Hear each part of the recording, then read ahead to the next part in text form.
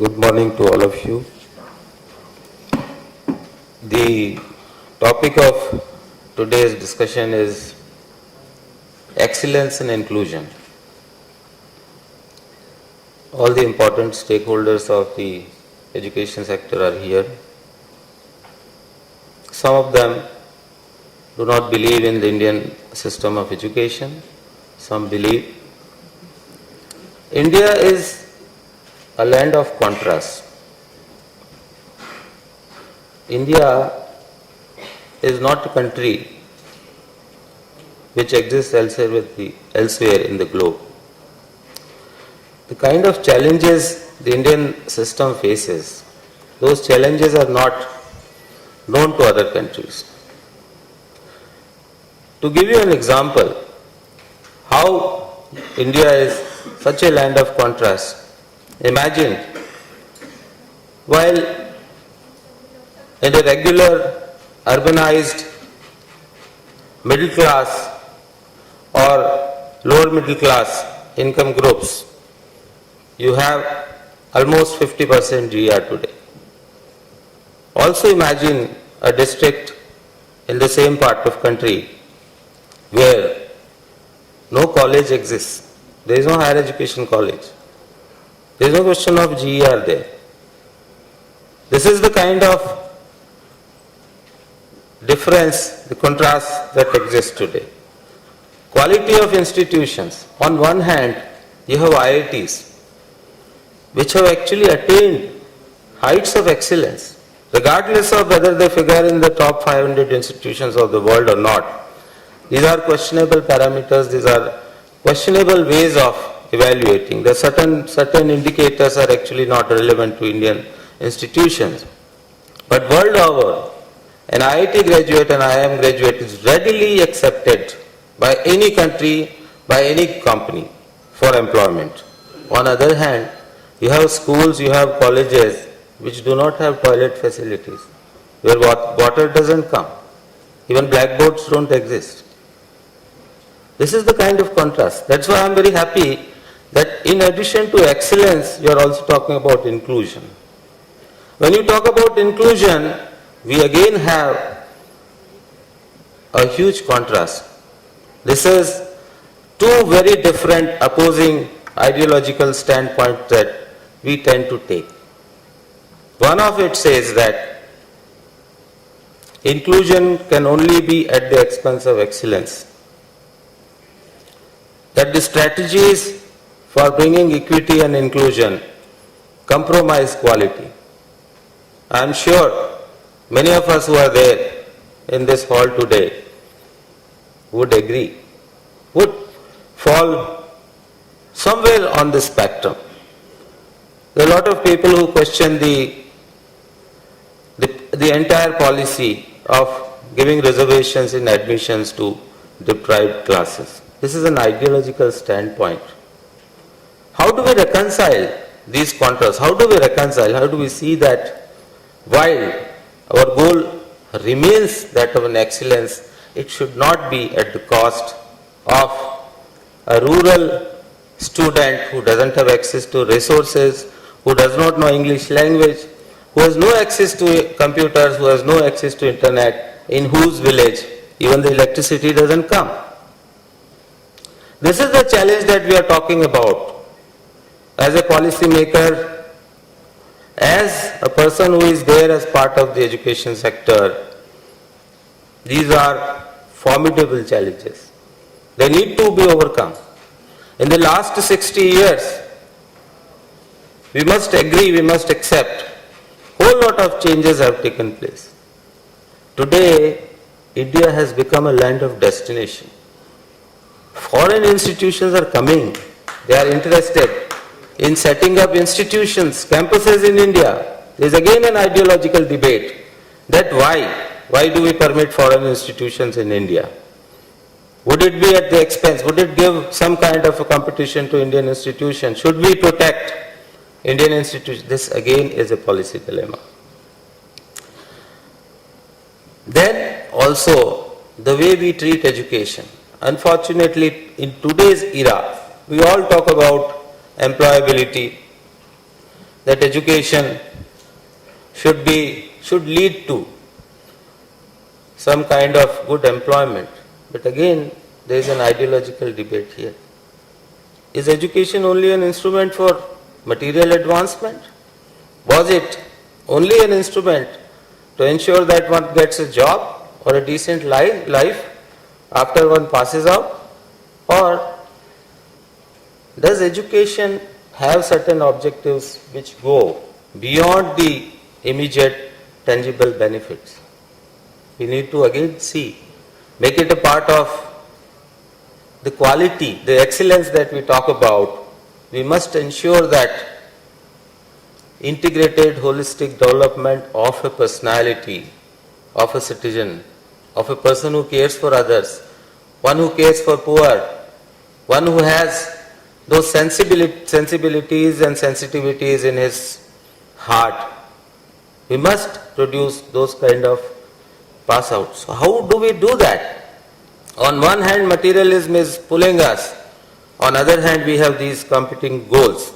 So this is the kind of system that we are talking about. When we talk about Indian system of education, we are talking about huge challenges that are there before us. Now, to restrict myself, having outlined what are the policy perspectives and different competing claims that we have on the education, how do we take it forward? How do we ensure that we must all believe and agree that inclusion and equity has to be very much a part of our entire endeavor towards bringing excellence and quality in education. It should not be divorced from that goal. That goal has to be integrated. That's the first non-negotiable that we must all subscribe to and agree.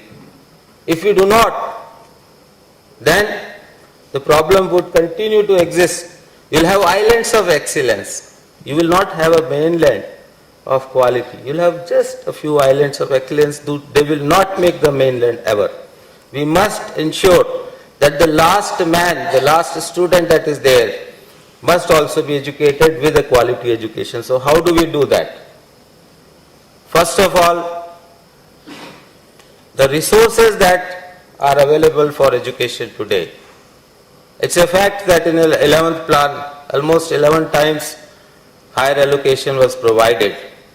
Despite that, the elusive goal of 6% of GDP to be spent on education remains an elusive goal right from the days of Kothari Commission. 1964-66. Why does it remain that? Why we are still struggling with 3.5-3.7% of expenditure on education? Where lies the problem? I would say it goes beyond the portals of Ministry of Education or even the Planning Commission. We must understand that until unless, again there will be an ideological debate, your tax to GDP ratio does not increase, this goal is going to remain only a goal. You cannot, in whatever 14 to 15% of tax to GDP ratio is there, how can you talk about 6% of GDP to go to education or 1.5 to go to? We can play with statistics. We have been playing with statistics, but that doesn't serve the purpose. It has to go beyond that. It has to be concrete. And it's also very clear that it's a public expenditure we are talking about. It's a public expenditure on education which should be 6% of education, 6% of GDP. So that is one challenge. We need to see that every plan, every year, we keep getting enhanced resource allocation.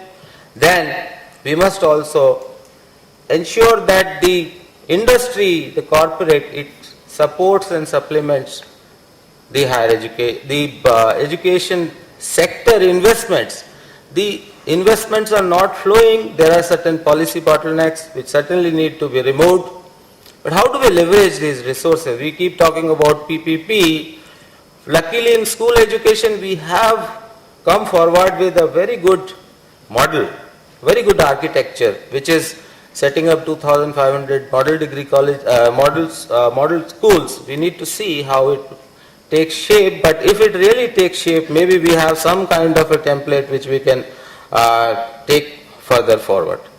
Talking about excellence and quality in higher education, there are a whole lot of new initiatives that have been launched, and one of them now is to ensure that the basic minimum benchmark of quality is assured through third-party independent accreditation mechanism and self-disclosure based regulation, which is in the offing.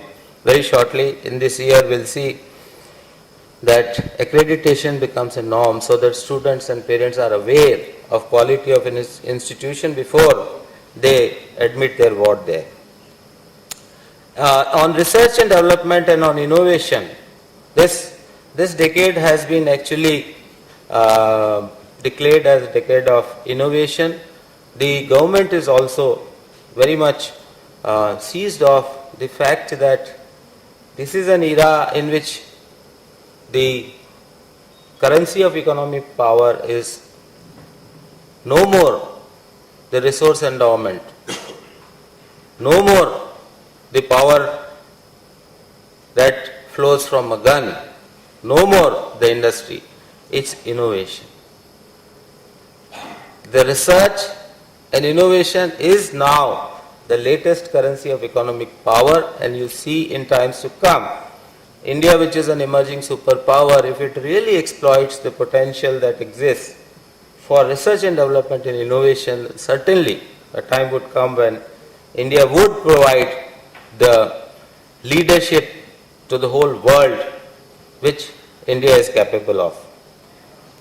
ICT, talking about ICT, there are a whole lot of approaches that the government is following, the ministry is following. There are companies that are engaged in the field of ICT enablement. Certainly, this is one of the most important and crucial factor that would add to the quality, that would improve the quality. We must utilize all the ICT tools that are available at our command to see that education is provided the kind of support.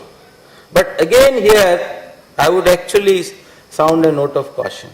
Let us not ever think that ICT or e-learning is a replacement or a substitute for quality classroom learning. It is not. It's only an addition. It supplements the quality. It doesn't supplant. It doesn't supplant the whole education.